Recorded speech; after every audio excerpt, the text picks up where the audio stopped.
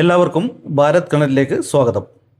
ഇന്ന് ഡൽഹിയിൽ CJP പ്രതിനിധികളുമായി കേന്ദ്രമന്ത്രിമാരുടെ നിർണായക കൂടിക്കാഴ്ച നടന്നു. വിദ്യാർത്ഥി പ്രതിഷേധങ്ങളും നീറ്റ് പരീക്ഷാഭേദവും തുടരുന്ന സാഹചര്യത്തിലാണ് ഈ കൂടിക്കാഴ്ചയ്ക്ക് പ്രാധാന്യം ലഭിക്കുന്നത്. ഇന്നത്തെ ചർച്ചയിൽ CJP 3 പ്രധാന ആവശ്യങ്ങളാണ് മുന്നോട്ട് വച്ചിരിക്കുന്നത്. ഒന്നാമത്, കേന്ദ്ര വിദ്യാഭ്യാസ മന്ത്രി ധർമ്മേന്ദ്ര പ്രധാൻ രാജിവെക്കണം. രണ്ടാമത്, പ്രതിഷേധക്കാർക്കെതിരായ കേസുകൾ പിൻവലിക്കണം.